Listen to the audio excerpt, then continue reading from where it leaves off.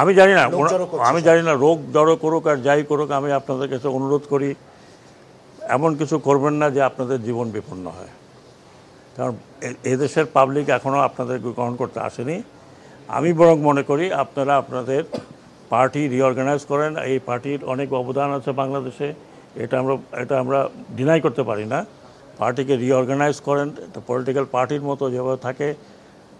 Election আসলে election contest করবেন, জনগণ ভোট দিলে ভোটে যাবেন। এই এই এই এই এই কী বলে, এই স্বপ্নটা যদি আপনারা দেখেন তাহলে কি করবেন আপনারা এই দেশকে আরেকজনের হাতে তুলে দেবেন।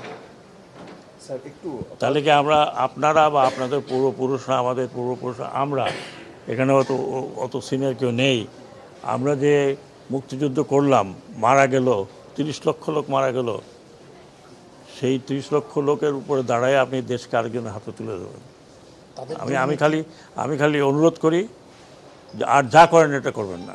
এবং আর কিছু বলতে চাই না, এদেশের লোক এত তাড়াতাড়ি ভুলে নাই। সময় দেন, হয়তো ভুলে যাবে, কিন্তু এত তাড়াতাড়ি ভুলে নাই।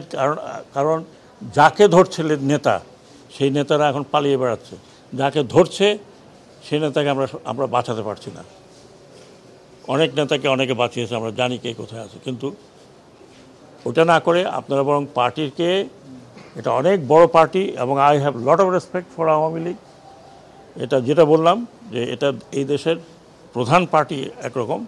এক সময় আমাদের মতো বাঙালিদের ভরসার জায়গা ছিল এই পার্টি। বৃষ্টির দিনে আনন্দটা একটু বেশিই জমুক, আর আনন্দ আয়োজন মানেই চাষি সুগন্ধি চিনি গুঁড়া চাল। বাংলাদেশের 52 আন্দোলন, 69 গণ আন্দোলন, স্বাধীনতা, এটা পার্সোনাল কোনো কারণে নষ্ট করবেন না। এটা জাতীয় সম্পদ।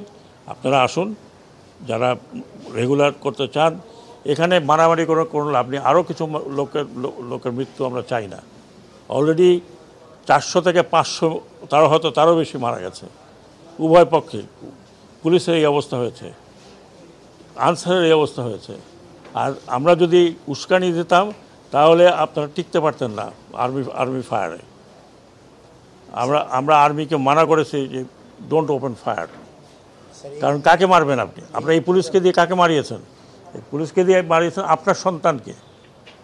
আপনার সন্তান না হয় একজন পুলিশের যে সদস্য কী বললেন যে স্যার কটা গুলি লাগে একটা ছেলেকে, তার ছেলের লাশ। এটা করবেন না, অনুরোধ করছি। প্ররোচনায় আসেন না, ব্যক্তিগত স্বার্থে আপনারা এত বড় একটা দলকে নষ্ট করেন না। এটা আমাদের প্রাইড ছিল, বঙ্গবন্ধুর স্বপ্ন ছিল। নষ্ট করবেন না, এটা আপনার নষ্ট করার কোনো অধিকার নাই। এটা বাংলাদেশের সম্পত্তি। আর এই যদি স্বপ্ন কেউ মনে করে যে এইটা করে আবার এটা কাউন্টার রেভলিউশন করে আসবেন, কাউন্টার রেভলিউশন করতে হলে আপনাকে হাজার হাজার লোকের রক্ত বহাইতে হবে। যদি আপনারা সেই দায়িত্ব নিতে চান তাহলে নেন, আমার কিছু করার নেই। ভাই আমি ওই জেনারেশনে, যে জেনারেশন পাস হয়ে যাচ্ছে, কিন্তু এই ইয়াং জেনারেশনকে আরেকটি কথা বলেই, যারা বলছেন না, আপনি কথাটা উঠিয়েছেন, ওঠানো উচিত হয়নি। আমাদের যে ইয়াঙ্গার জেনারেশন, এরা করেছে, কোনো পলিটিক্যাল পার্টি করে নাই।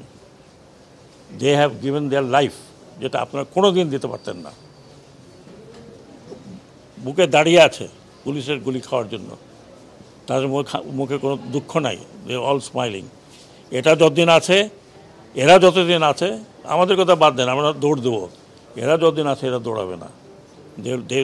দে will face you. So please, আমি অনুরোধ করছি, একজন সিনিয়র সিটিজেন হিসাবে, আমি জানি political people don't like me, but আমি একজন সিনিয়র সিটিজেন হিসাবে বলছি যে দয়া করে দেশটাকে স্বাধীন রাখেন।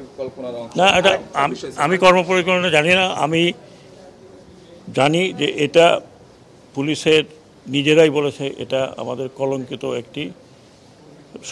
সবাই যে খারাপ তা তো না। আমি কি বলতে পারবো যে সব খারাপ? 100% পুলিশ খারাপ ছিল, সবাই দানব হয়ে গেছিলো। এখন তো তাদের রিয়েলাইজেশন হচ্ছে যে হোয়াট দে হ্যাভ ডান। এবং আমাকে যেটা তারা নিজেরাই বলছে যে আমরা এই পোশাক পরে একদিনও বেরোতে চাই না। তারপরে আইজি সাহেব আমরা বললাম যে ভাই এটা একটু বললেই তো হবে না, একটু সময় লাগবে। ওরা বলে আমি কালকে দেখলাম যে এই ট্রাফিক পুলিশ শুধু পুলিশের একটা জ্যাকেট পরে দাঁড়িয়ে আছে রাস্তায়।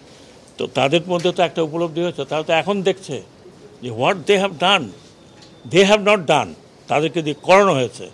কী করানো হয়েছে আমি জানি, আপনারা হয়তো আমাকে পছন্দ করবেন না, কিন্তু দেশে বিদেশে আপনারা দেখছেন কি, দয়া করে দেশটাকে ভাগ করেন, দেশটাকে নষ্ট করেন না।